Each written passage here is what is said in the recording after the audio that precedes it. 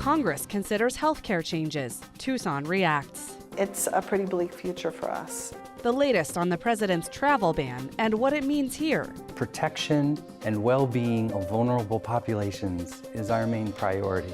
And employees throughout the state begin to earn sick leave. How does it work? This is Metro Week.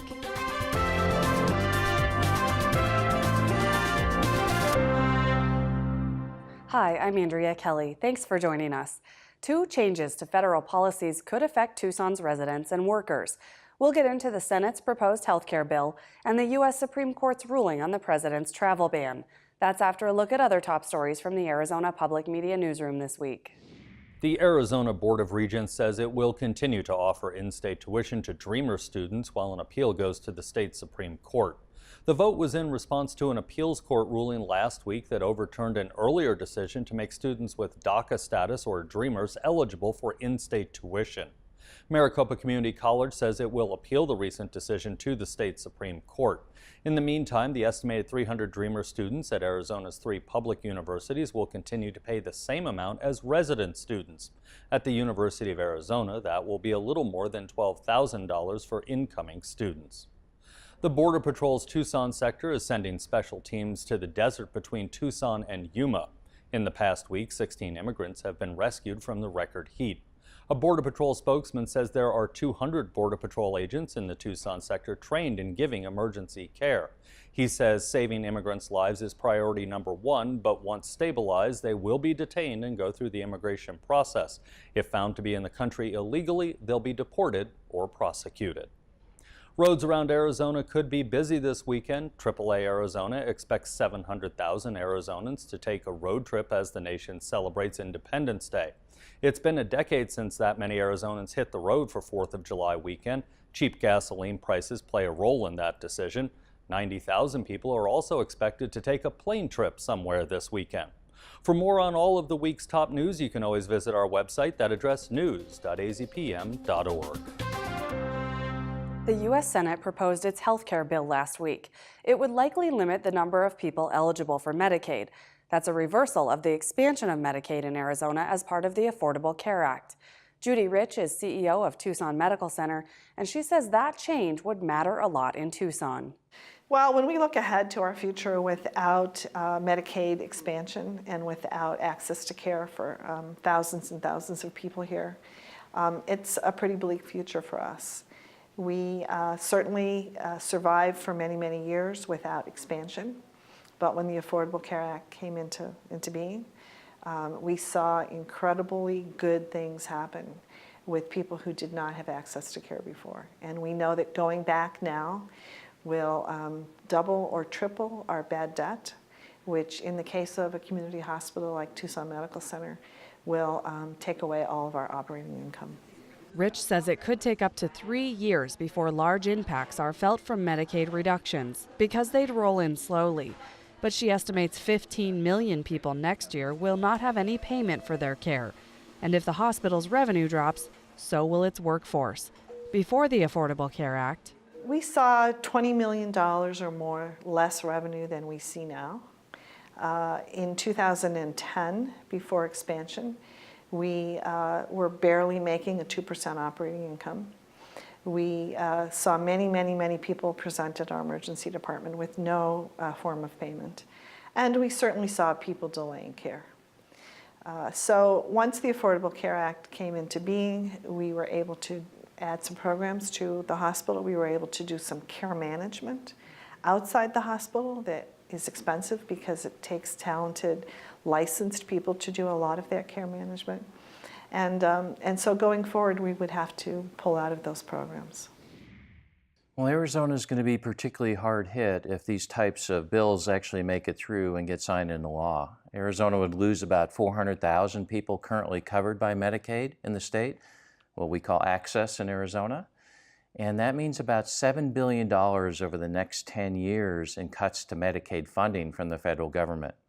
That will affect every hospital, rural hospitals, urban hospitals, and others, but it will particularly hit those hospitals that are in the most rural and remote areas and those hospitals that take care of people regardless of their ability to pay. It's very hard to make things ends meet and make your bottom line, actually be able to keep your doors open when you have to shoulder a heavier and heavier burden of uncompensated and charity care. Right, because people still go to those hospitals, still seek medical care, and then no one's there to pay for it. That's correct. And when you remove coverage from millions of Americans, the Congressional Budget Office has estimated about 22 million Americans would lose coverage under the version of the bill being considered in the Senate right now, that you're not saving money to the health system, you're actually just shifting the costs of that care to hospitals, physicians, nurses, and others with that mission to be a safety net provider and care for people regardless of their ability to pay. Now, obviously, this is still a proposal. The Senate has said it won't vote until after the July 4th holiday break. But NPR and PBS did a poll this week that said there's about 17% support among regular Americans for the Senate health bill. Will that have any bearing on the changes that the Senate says it's going to be considering before it does take a final vote? Well, I think whether it's the House bill or the Senate bill, the ones under consideration right now in the U.S. Congress, both of them have had very, very low approval ratings. About 83% of Americans are opposed to these types of changes that are being discussed right now. So I would hope that elected officials pay attention to their constituents, because the consequences of these types of actions, if they were to go through, would be devastating to Arizona's health system. How devastating? I mean, you talked about the numbers before statewide. Can you put it into perspective from a person trying to get care? Yes, and we've had recent examples of this in Arizona. During the Great Recession, Arizona was one of the top states for job loss. We were in the bottom 5 states for the number of jobs and the percentage of jobs that we lost overall. In the last 5 years, we've been in the top 5 states for job growth.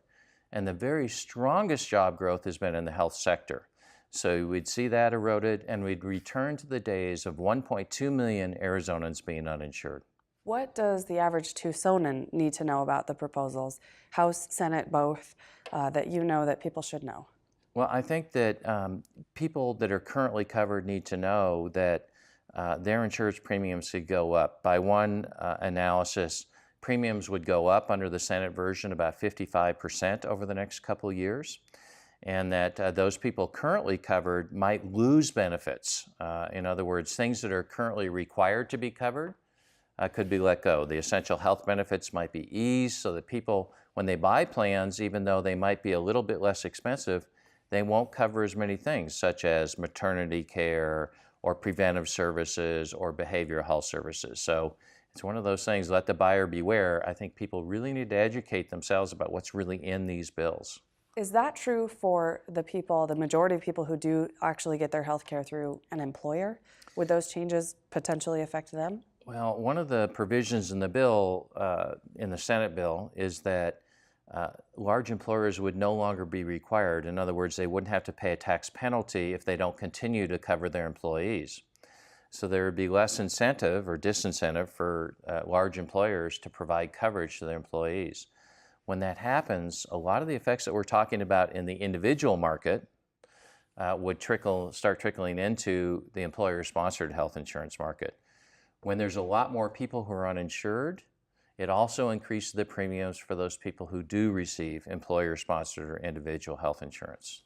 What is a realistic timeline that we should expect this all to be worked out by Congress, or should we expect it all to get worked out? It's very unclear at the current time. In the Senate, they need all 50 votes to get this through, and then Mike Pence, as the vice president, would cast the deciding vote. And right now, they're about 3 or 4 votes away from that. A tremendous amount of pressure will be brought to bear on those senators who are saying, I have a lot of reservations about this, and there's a growing number of those. But even if the Senate were to pass their version of the bill, it would go back to the House then, because it won't be the same as what the House passed. And then they have to work out an agreement, and they both have to vote again. So we're a long ways from having this completed and being moved to President Trump's desk for signature. And so if people have concerns, if they want to support this or oppose this, they should be really educating themselves about what versions are in there, because it will affect almost every American in one way or another. If you want to take his suggestion and get more information, Dr. Derksen has posted details on the Arizona Center for Rural Health website. Thanks to Lorraine Rivera for the interview with Judy Rich. You can see more on the topic coming up on Arizona Week. Now, another federal policy that affects Tucson. This week, the U.S. Supreme Court said it would hear arguments on President Trump's travel ban, while it allowed part of the policy to take effect. That is, travel from 6 countries is generally prohibited, but those who have a bona fide tie to the United States can still travel from those countries. Jeffrey Cornish of the International Rescue Committee says that could affect the organization's work to resettle refugees here. Well, first of all, I represent the International Rescue Committee, and we are a global humanitarian aid agency. But we also have a robust refugee resettlement program here in the United States. So for us, the protection and well-being of vulnerable populations is our main priority. Anything that undermines that protection, any legislation or policy or intervention, we oppose and we seek to change. So our focus is on protecting refugees, and we believe that this order to reinstate the second executive order for Donald Trump undermines the safety and security of refugees. So the key provision, and the one you're referencing, is that the Supreme Court said those who have a connection to the United States would still be able to come here. That part of the ban is lifted. But otherwise, people without a connection to the United States would be banned from traveling here. Now, most refugees don't have a choice of where they go, right? So they would not have a formal connection. Is that the case? Especially for Tucson. So, for example, the International Rescue Committee in Tucson, we resettle about 80% of our refugees are what they call non-U.S. tie. That means there is not a family member associated with the refugees' resettlement. And this is one of our concerns, is that we want this definition of what it means to be a bona fide relationship, right? Does this apply to non-U.S. tie as well as U.S. tie? That's the other classification that refugees enter the United States as. A U.S. tie is also broadly defined. It can be an extended relative from extended family. It can be a friend, or it can be an immediate nuclear family member who agrees to help the newly arrived refugee resettle in the United States. So this non-U.S. tie and U.S. tie definitions have to be made very clear so that we have a clear understanding of who's available to come and who is not. And you're saying they're not clear right now? And they're not clear right now. That needs to be further defined. Does it also need to be further defined whether a relationship with a refugee resettlement organization such as yours counts as a tie? Exactly right. So this is another mystery as far as the meaning of the legislation. So what does it mean, entity? How do we define entity with relation to refugees? So do refugee resettlement agencies qualify because of our relationship with the United States State Department in organizing or agreeing to accept these refugees to the United States? Talk us through the refugee population in Tucson. How many of them, when they came to Tucson, had a family member already here? Yeah, for the International Rescue Committee, only about 20% had a family member here or someone who had agreed to be a U.S. tie. Yeah, so 80% are non-U.S. ties for us. And that's a big issue because this particular order would definitely affect the numbers of refugees that we're able to resettle here. What are you doing to try and get those answers to the unknowns that you still have? Well, we have, as with all the refugee resettlement agencies in the U.S., there are 8 of us, including the International Rescue Committee, Lutheran Social Services, which is known as Refugee Focus now, and also Catholic Community Services. These are 3 examples that are based right here in Tucson that help to resettle refugee. We happen to be the largest. So we are in communication with the State Department. We are in communication even with the White House, and we're trying to ensure that they bring clarity, right, to this definition of bona fide relationship. And the Supreme Court has agreed to hear the case in October. That's right. So in the meantime, you're just dealing with the questions we've been discussing here, or are there more things you'd like to figure out before the whole case is heard in October? Yeah, I think for us the main thing is the ban on travel and the moratorium on refugees arriving to the United States, because it's not just limited to those countries. The second executive order by the president made it quite clear that all refugees were going to be prevented from entering the United States for 120 days. So now the Supreme Court says that only applies to those refugees who do not have this bona fide, this genuine relationship with someone in the United States or an entity in the United States. So how are refugees who are already living in Tucson reacting to this? Well, they're concerned, of course, because many of their relatives are still overseas. And while some families would have or would be considered to have a bona fide personal relationship with those refugees overseas, sometimes, for example, if it's an extended family member, or if it's a member of a family that has married in to that family whose base is here in the United States, does that count? So many of these individuals are in a different stage of the refugee process. And depending on the stage that they're in, this determines when they will be able to arrive. So one of the negative impacts of this is that this pauses the process of refugee processing and resettlement in the United States. As a result of that pause in the process, the security clearance process, as well as the medical clearance, are on a timed basis. So they're time sensitive. So if you pause or time out of one of those stages of the resettlement process or security clearance process, you have to start from the very beginning. And that can be years. It can take months or years. That's exactly right. So in the meantime, you have families separated, and this is our biggest concern, ensuring that that families are able to reunite as intended by the United States Refugee Resettlement Program. State law taking effect Saturday will have an impact on thousands of Arizonans. Voters in November approved a minimum wage increase. That initiative also requires employers to offer sick leave to all workers, even those who are part-time and not eligible for other benefits. Barney Holtzman is an employment lawyer at Fenimore Craig in Tucson. He explained what's changing and how it works. Depending on the size of your employer, if you have 15 or more employees, the company must give up to 40 hours of paid leave.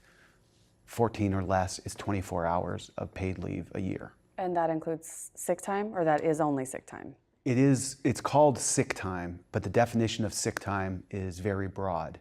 And it includes what most people think of as if I'm sick and I need time off to go to a doctor, get some treatment, or just recover. It includes that, but it also includes if there are illnesses in your family and you're taking care of somebody. And the definition of family is very broad to include anyone you consider a family member. So it's very broad in that sense. It also includes dealing with domestic violence situations, stalking situations, if there's an epidemic at the school or at your business that requires closure and you need to deal with that sort of situation. It includes all those types of leave that are kind of forced upon employees and maybe not expected. They're able to use this leave for that type of situation. And it also applies to part-time workers, not just full-time. That's correct. The definition of employee, again, under the law, includes part-time, includes full-time, includes seasonal, includes temporary. So really, anybody who employs somebody for any length of time is going to be required to give that person some of this paid sick time. Some of those distinctions you mentioned, are those then going to be prorated? So a part-time employee is going to get less than a full-time employee. A seasonal worker is going to get a different amount of leave. So the law distinguishes it based on the accrual. And what happens is once you've worked 30 hours, you get 1 hour of leave. So a person working full-time 40 hours a week will every week get at least 1 hour. People who work half-time, only 20 hours, it'll take longer to get that 1 hour of leave. Simply, somebody who works 10 hours a week, it'll take 3 weeks to get 1 hour of paid leave. And it doesn't then go into vacation time or what some companies call personal time off. It's just sick, or can you just determine that distinction? It depends on what the employer wants to do. The law says if the employer has in place a policy that already gives some paid leave, and it is written broadly enough to cover these types of leave that the law mandates and accrues at the same rate or at least at the same rate that the law mandates, you can use that as your, to satisfy the law. So if you have a PTO policy, paid time off, that you don't limit as to what it can be used for, it can only be used for vacation or sick, and it covers these sorts of illnesses that the law defines, and you accrue it at least 1 hour for every 30 hours worked, then you as an employer can just use that and continue to use that going forward. But as an employer, you either don't have any paid time off, or your policy isn't as generous as the law requires. You need to adopt a policy that meets at least the minimum standards of this law. Are there any exemptions, any employees who watching this might say, wait, I'm not getting that, and they're not supposed to? So at this time, the law doesn't exclude any employees from the law, from the mandates of this. It applies to everyone other than, I should say, state governmental employees. They don't apply. Federal governmental employees don't apply. But other than that, it applies to anybody who has at least one employee. In your employment law practice, do you represent more employers or employees? So my practice focuses on employers, and I represent employers from a mom and pop shops all the way up to Fortune 500 companies. So I see how this law is applying and being implemented for all different types of employers and how it's affecting their employees. What are you hearing from them about how they're implementing it, or the challenges, or maybe the positive sides of it? Well, I think the initial reaction whenever something's forced upon an employer, they're a little apprehensive in some respects. Once they start to understand what the law is, I think most employers want to do the right thing, and so they're happy to do this. They want their employees to be there. They don't want their employees coming sick and everything else. And so I've found that most employers, when you explain what it is, if they don't already have a policy, and many do, but if they don't have a policy, they're willing to do it, but they need to understand how that affects the bottom line, obviously, because if they can't continue to function, they have a hard time, obviously, giving sick leave. And then you mentioned cost. It seems like this would then be more expensive for companies that have more part-time employees who maybe weren't eligible before for leave. Yeah, a lot of benefits are not eligible. Employees on part-time schedules aren't usually eligible for benefits, and that's just kind of how our systems have evolved over time. This takes away that kind of threshold and requires it to apply to everybody. So now they're looking at, oh my gosh, all my employees are going to get sick leave. When you explain the accrual, and it's not you get 24 hours or 40 hours automatically, but it's based on how much you work, and they realize how long it's going to take for somebody to accrue that, and it's more in line with how much they're working, the benefit seems to fit nicely with what they're already doing, and I think employers are okay with it. I think it's important that employers and employees understand that this is a mandatory law. There are penalties for not implementing it. There's a requirement that there be notices and you be given information as an employee. You'll be given information as to how much leave you've acquired and how much leave you've used and what the value of that leave is with your paychecks. And so it's important that employers get those things in place, or if they don't have them in place, to quickly do that, and for employees to talk to their employers and make sure they understand how they're accruing. We checked in with a small business to see what the new sick leave policy means. Here's Pete Perves, the president of Green Valley Cooling and Heating. His company hosted a forum this week so other businesses could find out what they need to do. We are a family-owned heating and cooling company that has been in business since 1968. We've been down here since 4 years after Green Valley founded. So I would say we're at home with our customers. Some of our customers are third-generation customers, and we do best of taking care of our customers when the weather isn't as nice. The heat wave has really increased our business. Over the weekend, we had 85 emergency calls. Good afternoon. Thank you for calling Green Valley Cooling and Heating. This is Shelley. How can I help you? We dispatched technicians out to get people cooling What is your again. address? We're in a community that has, it's a retirement community, so our demographics is average age is about 78. The older clientele don't do so well with heat, so when they're hot, it can easily lead to a medical issue. So we're very, very responsive to what they need. We don't anticipate that it's going to slow down until the weather gets nice. If the weather's nice, we're slow. If it's cold, we're busy. If it's hot, we're busy. We're sitting in your training room, so when the weather starts to get, well, nicer, as you said, this room becomes more in use? When most people would be cutting hours to keep the business open, we're instead bringing people in, giving their hours. At the end of the day, they work here so they can put food on the table. So we're a relatively small company. I worry about 38 families that someone in the family works here, and they're depending on us to put the food on the table. So during the slow months, we find every excuse possible to keep people busy. Tell me what kind of changes you've been trying to make in anticipation of the sick leave, additional sick leave that has to be offered to employees starting next month. What it provides is something that we've provided for years. It did require that we change how we account for things. So before we had PTO or personal time off, and now we've broken it into paid sick time and personal time, so that an employee picks and chooses how they want to use their hours.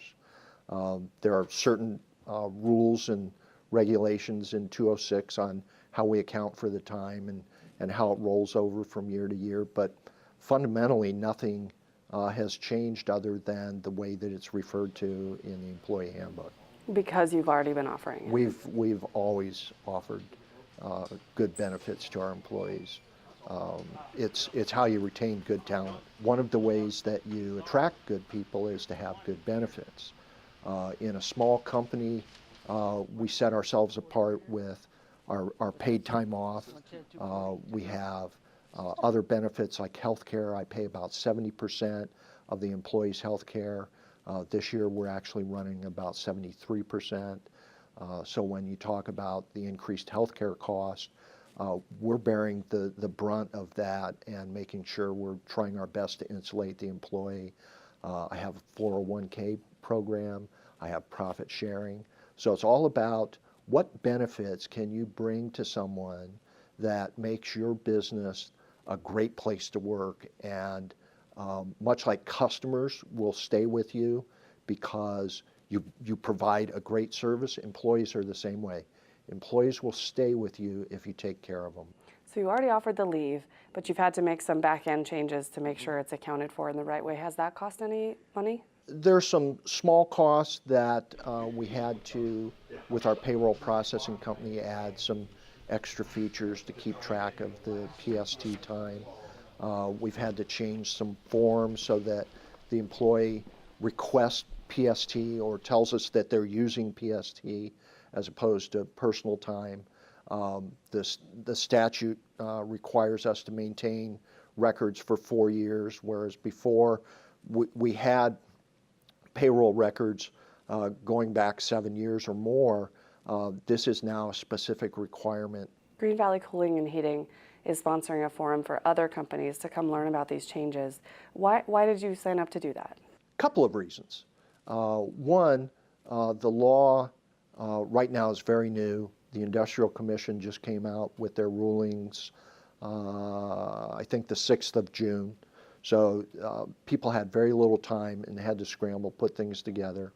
I know the headaches that I went through, so I'm trying to help people that are still looking for answers, as well as I sit on the board of directors of the Green Valley Sarita Chamber of Commerce. Have you heard from other small businesses as they also deal with these changes that are coming by the end of the week? I've heard a couple of different flavors. There are people that are pretty much prepared.